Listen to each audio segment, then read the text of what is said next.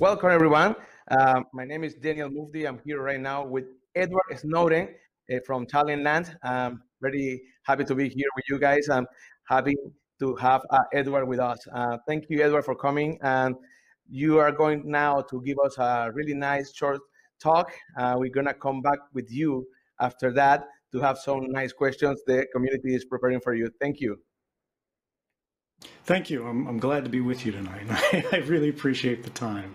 You know, it's interesting that I get invited to different places to have these kind of conversations because I'm accused by my government of committing a very serious crime, which is telling the truth. You know, it's a big problem, I know. But on the plus side, these kind of things where you see a government reach beyond what is reasonable to punish someone who says things that they don't like. That was the brightest moment in my life that made it very clear that there is a difference between working for the government, which is how I spent my entire professional life, and working for the public and people broadly. So it's, I think, a little strange to hear at a public forum from somebody who's accused of being an outlaw. But if you look at the world, if you look at the times we live in,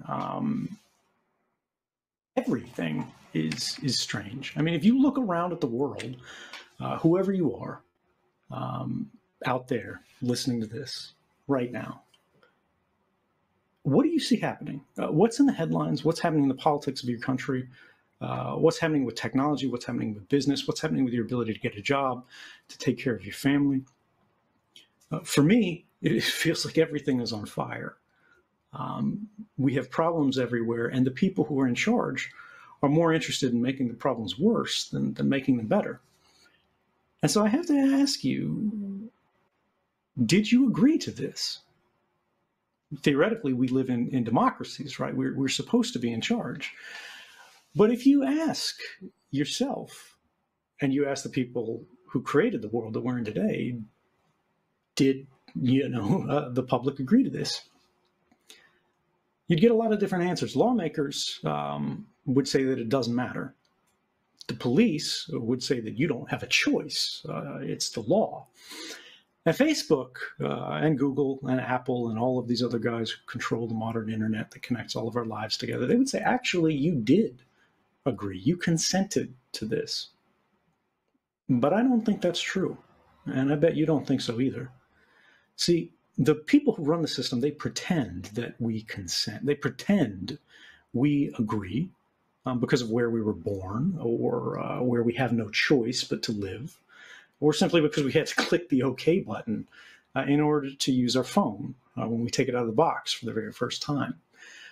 There are these gates that are created step by step throughout our lives, these systems that are designed to control the flow of our movements, the flow of our lives, how we can interact with society. These are gates that separate where we are today from where we want to be tomorrow. And in order to pass through these gates, increasingly, you have to click that OK button. But you're not actually agreeing to it because you don't actually have a choice. If you can't use a phone, you can't contact your family, you can't contact your friends, you can't contact your place of work, you can't get a place of work. You can't interact with your bank, you can't make payments, you can't buy things online, you can't order a taxi, you can't do anything. Because first you must pass through this gate that you have to say, I'll do whatever you want, please just let me interact with society.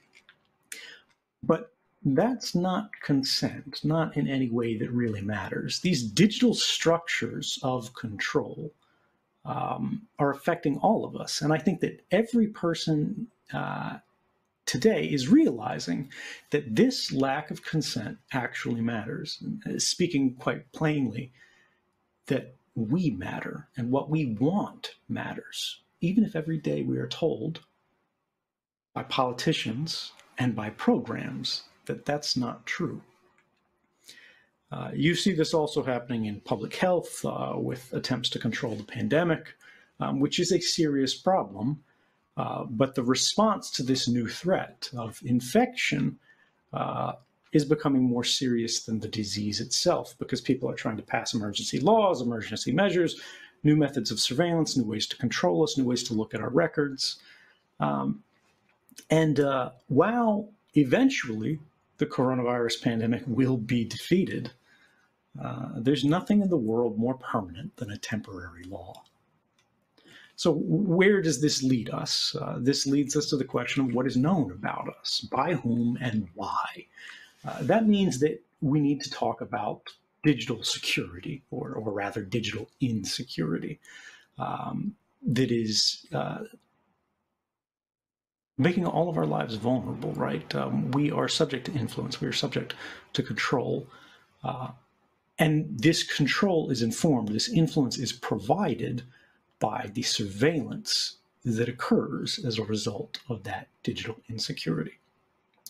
So all of this together means that we're going to be talking about power.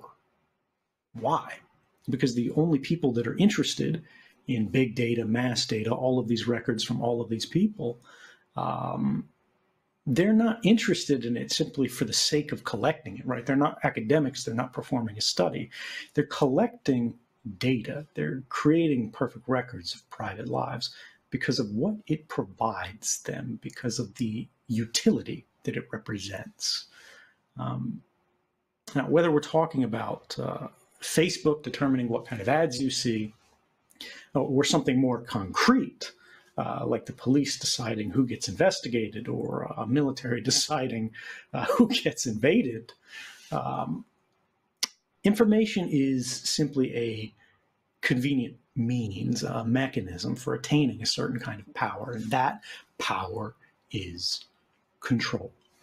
Now, typically in a democracy, control over the general outline of society is intended to be exercised by us, by the people broadly, with their will imposed upon all of the powerful institutions that generations of our families have constructed, created, put together. Whether those institutions are the police with powers of detention and arrest, imprisonment, or even killing, military and spy agencies, or even corporations, businesses. We create regulations and structures, outlines and rules that are supposed to say what they can and can't do, create rules of fair play. But when we look at today, when you look around at that world and you go, did you agree to this? I think you will recognize that we have stumbled upon a problem. And that's that the people are no longer in control. Particularly when it comes to surveillance. Surveillance technologies have outpaced the traditional democratic means of controlling them. A generation ago, there were limitations on the way this could be used, even by the most aggressive of governments, because surveillance was difficult, it was costly, it was expensive. I worked for the CIA, I worked for the NSA, I know how this has changed. Government previously had to spend huge sums of money to track just particular sets of individuals, a handful of people. To know somebody's location might involve many different teams of surveillance officers, both in buildings and out on the streets, that are working in shifts. Today, that dynamic has reversed. You can have one guy sitting behind a desk in a building, and he can track huge numbers of people. And the computer just updates them on, oh, this person turned on their phone at this location. There's another phone in the same location that's traveled from this part of the city to that part of the city to that part of the city. We know they are what we call co-travelers. They know when you log into Facebook. They know when you log into Google, because Google and Facebook will provide this information to governments. And what this means is that guy behind a desk has almost a kind of omniscience. They don't know everything about you, but they know most things about most people at most times. And for the first time in human history, it is both technically and financially possible for governments, even smaller governments now, to track and store nearly complete records of all of our lives. And it's important to understand this isn't science fiction, right? This is happening now. This is actually a for-profit enterprise where you've got companies, private companies that exist in places like Israel that will sell tools for hacking to governments like the government of Mexico that are then abused domestically.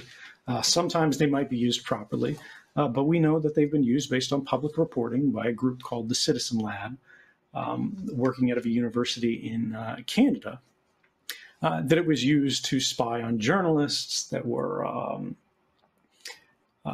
writing reports that were unfavorable about the spouse of a previous government in Mexico, the head of the Mexican opposition, human rights groups that were investigating student disappearances. And this is just locally, right? This is happening again and again and again in country after country, place after place. It's not about one government. It's about governments. It's about our relation to them, how we understand what they do, how we control it, and how they see us, how they can influence us, and how they can control us rather than the democratic opposite where we control them. The result of all of this, easy access into so many lives by the part of power, again, this is not just governmental, this is also corporate, is that the computers that enable this, the devices that enable this, the applications and programs that enable this, have spread all over the world, everywhere. Computers are everywhere, and none of them can be trusted. Even those who believe themselves to be in charge of them. I'm a computer engineer who worked for the CIA and the NSA. And no matter what I do, no matter how careful I am, I can make my computer more safe, but I can't make it safe. This is the digital insecurity problem. This is a crisis that is everywhere for everyone, always. And the ones that are most responsible for it are those in government who thought they were being clever by making it easier for themselves to engage in sabotage and espionage and surveillance on the internet. And they went, well, we found this flaw, we found this weakness that allows us to get into the iPhone or this Android phone or a Windows computer, but we won't tell anybody about it because we want to use that as kind of a burglar's key to sneak in and watch the people that we want to watch. And they never stopped to consider that maybe they were making precisely the same activities, that sabotage and surveillance and espionage, easier for their rivals if they just found the same flaws. And these things that we've talked about around the world, electoral influence, manipulation, hacking, all of these problems are routinely being described now by governments as existential threats to our societies. We've got to worry about these other people under these other flags that we don't trust, that we don't like, that we don't control, coming and causing problems for us. And the problems are that we have not made the internet and our devices safe for everyone. Because the only way to protect everyone, the only way to protect anyone online, whether it's a power station or, a kid in their bedroom, is to protect everyone. Because the platforms that they use at a business, the platform that a CEO uses, the platform that a child uses, are often the same. But where does this leave us? And so no, those above us in society know everything about our activities at the same time that we know almost nothing about theirs. And so what do? How do we restore that ideal of democracy? How do we create a participatory sense of government so that we do not have the rulers and the ruled underneath them, but rather we have citizens that are partner to government, working together with government rather than merely subject to government, where they tell us what to do and we say, yes, okay, or we go to jail. What do we do when the safeguards that we have to control the ways governments apply these systems and corporations apply these systems to our lives break down? oversight systems where we're supposed to be policing the people that are supposed to be policing us. How do we know when an official abuses their position? How do we know when Facebook abuses their market position? What happens when when the most well-designed systems of checks and balances, just like we might have watchdog processes in the computer that are looking for hackers, that are looking for a process to fail and then restart it, reconnect it, protect us. What happens when those in our governments, in our laws, in our daily lives as we interact with the world around us, fail not on a single point, but they fail comprehensively? Not just in a part of government, but all branches of government. Not just in a single business like Facebook, but in all the businesses that are competing with them. I think this is where we're forced to rely on what I call democracy's safeguard of last resort. This is the fourth estate, meaning our press, in alliance with whistleblowers, more commonly known as journalistic sources.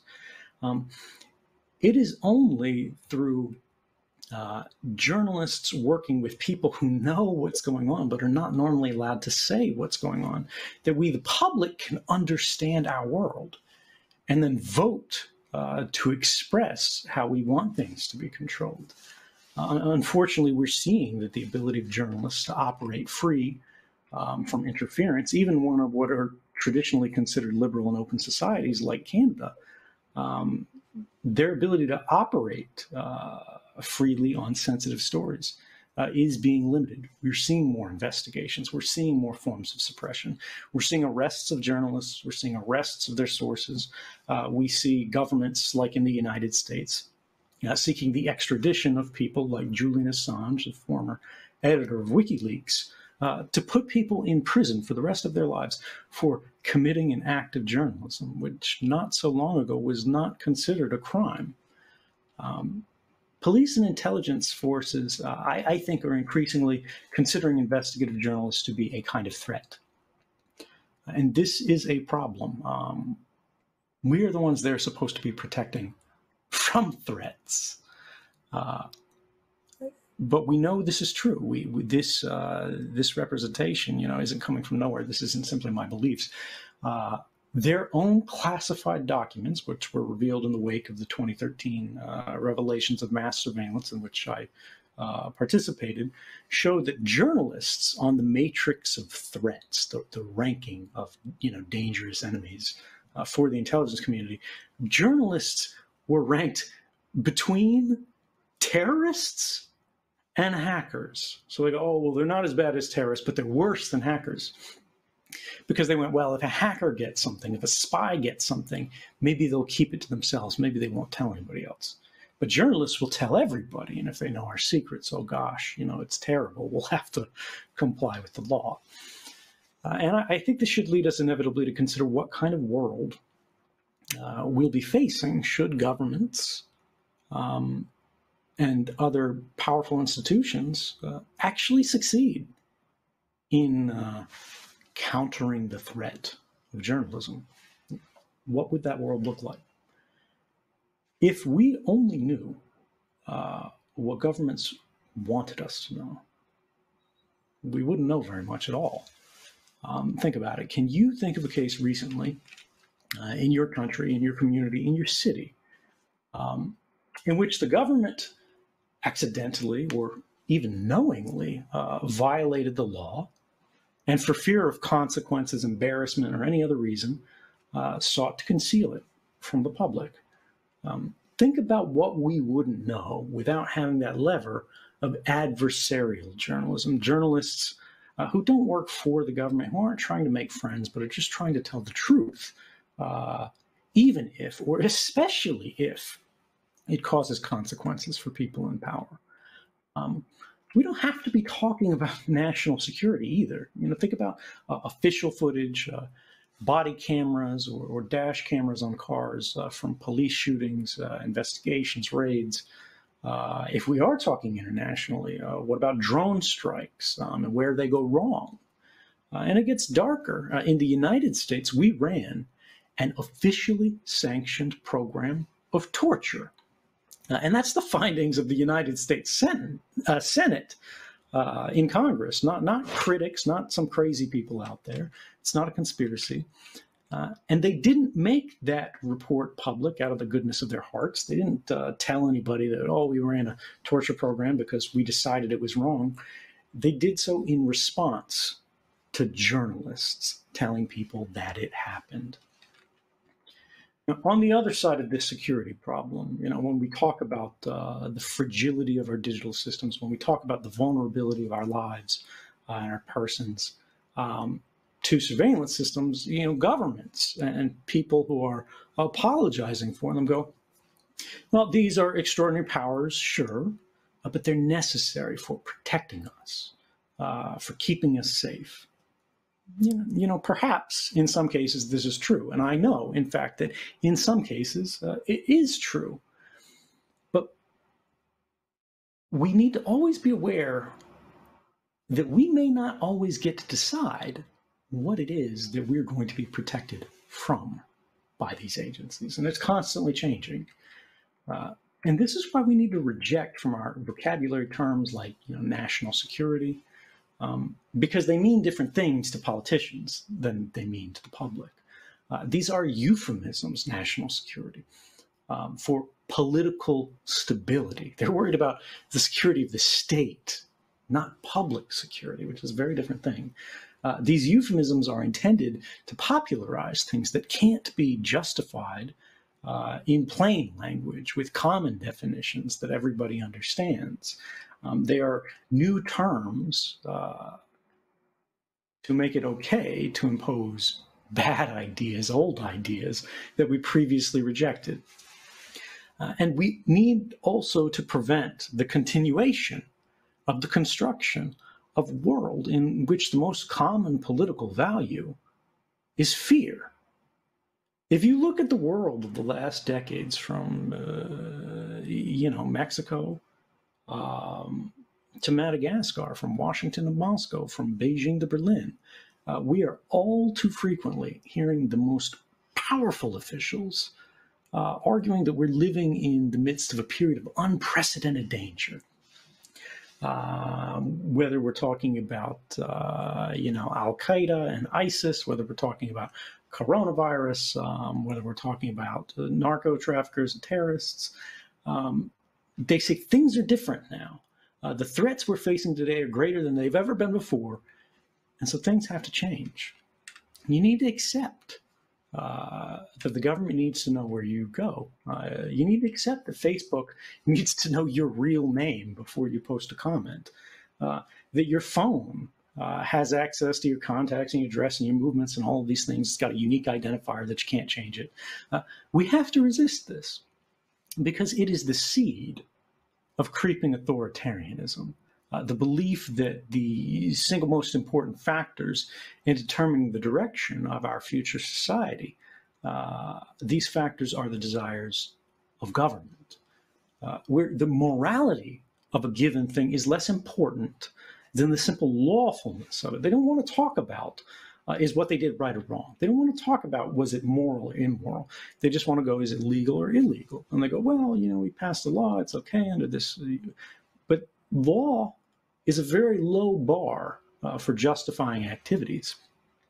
If you think about the past, where we came from in the world, prohibitions that were very hard won against things like torture, against assassination, against the indiscriminate surveillance of opposition figures and movements that are trying to create more free and fair societies. They have been or are or were overturned or ignored on the basis of nothing more than a claim that they have become necessary because of dangerous times. All of our protections are increasingly, all of our rights are increasingly becoming contingent upon the permissions of great powers. And again, these are not merely government. These are also corporate powers in faraway places that you don't control directly. And they go, your rights are your rights, so long as we allow them to be. But you clicked OK. And as long as you clicked OK, you play by our rules, and you have what rights that we give you. And they go, look, this makes sense, because after all, if you live in a world where terrorists and madmen are everywhere, a world where your nearest neighbor is potentially dangerous, potentially a foreign enemy, rights begin to look like a vulnerability. And I think at this moment in history, we have to have the courage to disagree. If our strategy to defend against each new threat is to do away with the very values that differentiated us in free societies from those scary foreign adversaries in closed societies, we haven't protected anything. We have lost everything. We have diminished not only our own society, but the idea of an open society. And this idea, we sacrificed generations to realize. This is something to me that is close to sacred. And it's not something that we can cast off easily or frivolously or without a meaningful choice. And simply going, well, you clicked OK, to me is not enough to go, well, history is gone. OK. It's not OK. And if we allow the preferences of a few officials operating behind closed doors to replace the basic constitutional principles upon which our governments were founded, we are no longer citizens. And we have been reduced to subjects. We are butting up today against the limits of what can be authorized by law.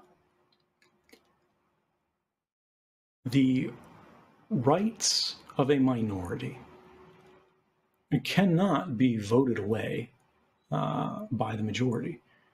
If they could be, they wouldn't be rights. They would simply be laws. Rights exist to protect the minority against the majority.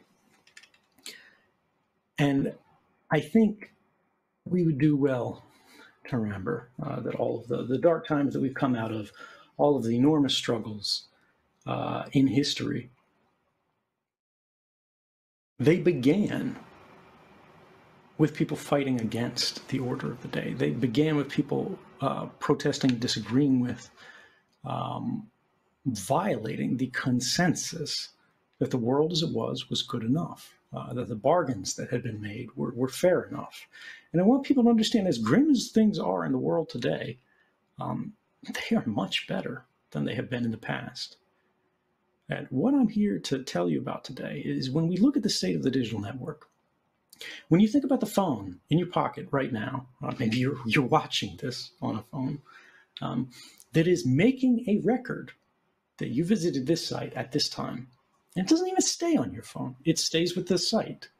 It stays with the people that sent you the link. It stays with everybody who saw the email that had the link in it that got passed to you across the internet. Every different point in the network that can know something about someone, that writes it down and stores it forever to try to create a more and more detailed history of you and us and everyone that we will be.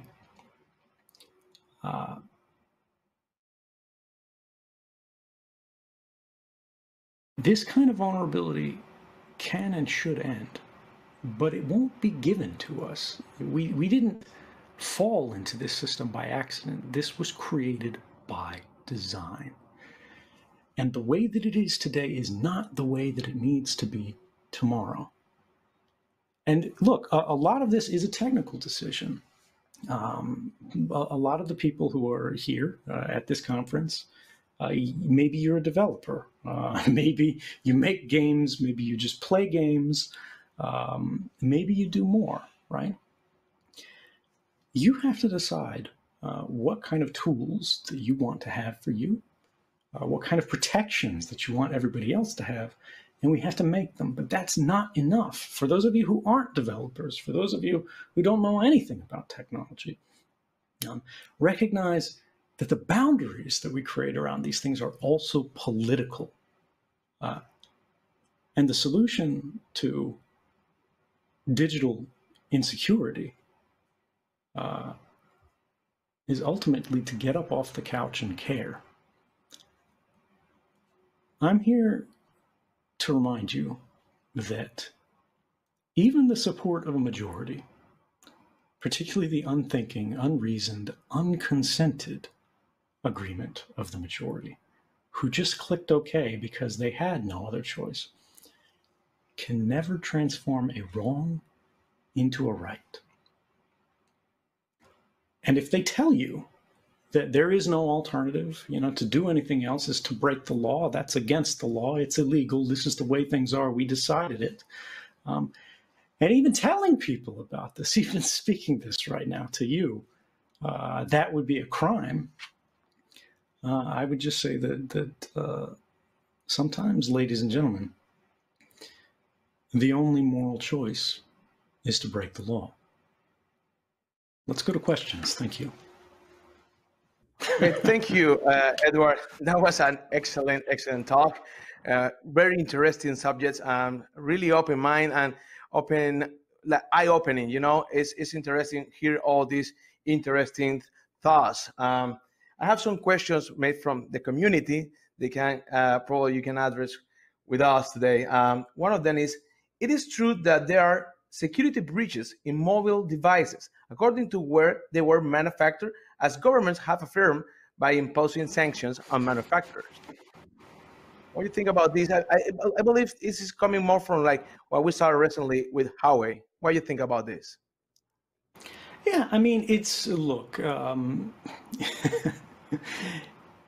it's easier to talk about where devices are secure than to talk about where they're insecure, right? The list would be shorter because there's not a lot of things that you do on a mobile device that are truly private. There is, as you say, like this thing where we talk about hardware manufacturers where we go, oh, it's a Chinese phone. Maybe it's got a Chinese chip in it, although they haven't been using Chinese chips, which is part of the reason that sanctions have been effective against Huawei. Now, China's trying to manufacture more of their own chips because they can't import them. And the whole thing, it's just a mess everywhere, right? But there's different layers where devices can be compromised.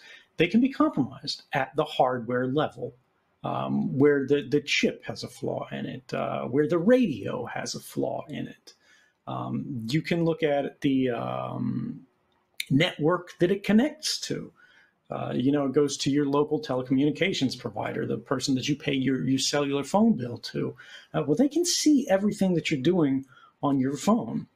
Now, even if you're encrypting that information, when you go to Facebook.com or whatever, even if your phone company, just your phone service, can't read what you're sending in these Facebook messages because they're encrypted, they know you're connected to Facebook, right? Because Facebook has a finite amount of servers with a finite amount of internet addresses, and they're seeing everybody's internet traffic. They can look it up themselves, and it's all public information. They can go, well, this person's connected to Facebook at this time, right? You go, all right, well, knowing I'm not connected, or knowing that I'm connected to Facebook at this time, that's not particularly dangerous. But what if you're connected to the website of an opposition newspaper or an opposition candidate or to a hospital that deals with cancer or some other specialist thing or a suicide help website? All of these different things, right? Every different site in every different context, these things, even when they're encrypted, leaves traces of our activity. So we've talked about now the hardware level for compromise. We've talked now about the network level for compromise. And if you have unencrypted communications, by the way, anybody can read them. They don't just see that you're talking to Facebook, they see what you're saying on Facebook, or the rough equivalent of that, because Facebook, fortunately, is encrypting their communications. But then you move to the platform level, where Facebook, you encrypted these communications to Facebook that they then send to your friend. Well, Facebook can read them. Facebook has the key that you encrypted it with. So Facebook can just take these things and then hand them over to the government or whoever. And we know that this actually happens. This was one of the big slides. This is an actual top secret slide from 2013, where it shows some of the largest internet companies in the world when they began cooperating with the US government beyond what the law required, right? They were going above and beyond. The FBI would say, hey, we want information about what this person is doing on the service. And they would just take your whole account, right? And they would give it to the FBI, who would give it to the NSA, because they can read this too. The way that you protect this is you use what's called end-to-end encryption, a system that means even if your messages transits through some uncontrolled network or through some third-party site, the people that are in the middle, the Facebook or whoever, they don't have the keys to read this. Only the ends of the communication, your phone, your buddy's phone, your computer, your buddy's computer, they're the only ones with the keys to read these things. Okay, so now we've talked about hardware level, we've talked about network level, we've talked about platform level, and then there's the last level, which is the software level, if we're leaving out some other things. And this is that all those apps that you have on your phone, for example, the Facebook app, it will request permissions to everything, as you know. It will try to get unique identifiers on your device. It will try to go, your contact address book is probably unique to you. So even if you have a second phone that's not connected, use a second network, you don't turn this phone on at home, you only turn on when you, I don't know, visit France or something like that. There's no connection between the phones.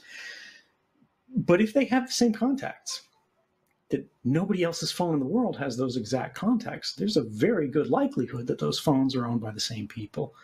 There are 1,000 different ways of fingerprinting things like this. Then there are vulnerabilities and weaknesses in these apps themselves. It's a programming flaw where someone sends you a text message that's specially designed, specially formatted, so that when your phone buzzes and receives that message, right, before you even unlock the phone and look at it, it could have executed malicious code to basically gain system-level access control over the phone. So now you've paid for this phone. Now you carry this phone, but someone else has control over it. Someone else owns it in the meaningful sense because they can pull all of your photos, they can pull your browser history, they can pull anything you have on that phone off instantly and immediately just because you are running a vulnerable software program. And this applies to basically all devices, whether it's mobile phone or desktop PCs or laptops or whatever. That's very, very interesting and makes you think, because we install all the time these applications, and what you say is they ask you for so many permissions. Just talking about the software, and we have to go around all those layers of security, network, hardware. I mean, it's a lot to keep an eye on, right? But it's how it is right now, and it's important for some of us to talk about it. So that's amazing to being able to talk about it. Another question, and it's kind of like in the same path, is they wanted to know what is the cause of the big technologies company being hacked and the personal data of their user being leaked? Is a lack of security or a very efficient attacks? I mean, they want to know if it's their fault or it's actually hackers with a lot of good attacks and getting this data from them. Because we see a lot of this data leaking right now in cases of Nike, Sony, Nintendo, Disney, and go on. Yeah, I mean, the answer is it's both.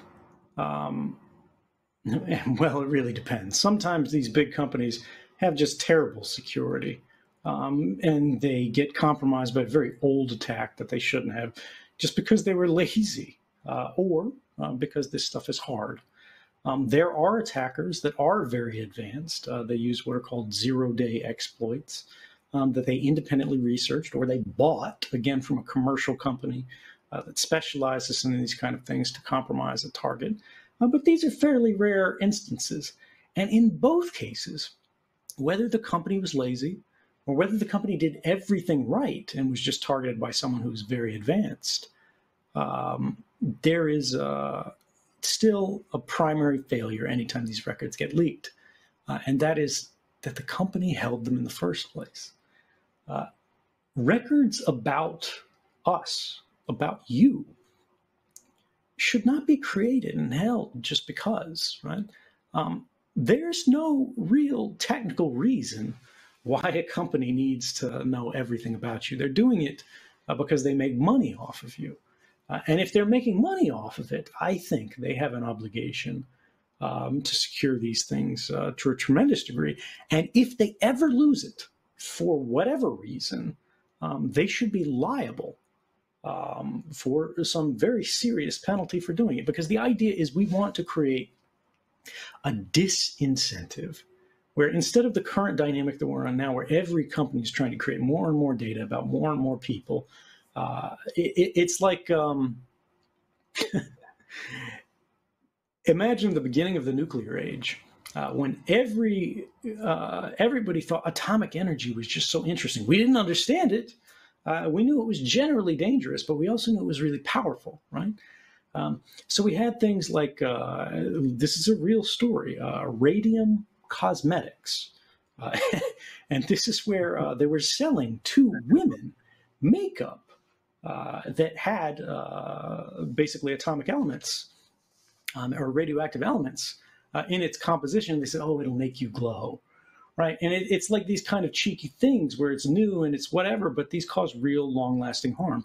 Data needs to be seen the same way. It is a kind of pollution where sometimes it is necessary, just like in the creation of nuclear energy and nuclear power plants. You do need some level of nuclear material. But the amount that you need should always be the bare minimum. The way it should be controlled should be extremely strict. And at the end of the process, when you're done with it, when it's spent, it is a kind of radioactive waste that is dangerous to keep around. We need to find a way to dispose of it, to get rid of it, to destroy it when it's no longer useful, so that it doesn't cause harm anymore. And right now, today, our laws are written in such a way that very few companies actually do this. Instead, they just create mountains of what are effectively toxic waste, records that are being thrown off every day, every minute by all of us, just by having our phone turned on, right? Not even using it, just having it on in your pocket. And the question is, what's going to happen to this information? Who's going to have it? Who's it going to be sold to? And how will it be used? And we today, right now, you have no influence at all over how Facebook or anybody else uses this information that will ultimately have or could have a very serious impact on your life. It'll decide whether you get a loan. It'll decide whether you get a job. It'll decide whether you get into college or university, or all of these different things, whether you can travel to certain countries or not. We see things like China, where they're abusing this data for these kind of exclusionary purposes. And we need to be careful and go, well, this is a way of saying it's not important how the company was hacked, or it's not as important how the company was hacked as it is that the company was creating all of this data that was dangerous to its users when it was leaked. They have created the problem as much as the hackers have. Interesting. Yes, I agree with you. And that it's a problem that they first create this incentive. It's really interesting how you put it that way. And that explains a lot of what is happening right now with these leaks. It's like if you give the incentive and you get all data there and store it, they're going to try to get it. And it's the first problem that we have to address in the first place. I think it's very interesting. I have another question. I am myself part of a community, the crypto community, cryptocurrencies communities.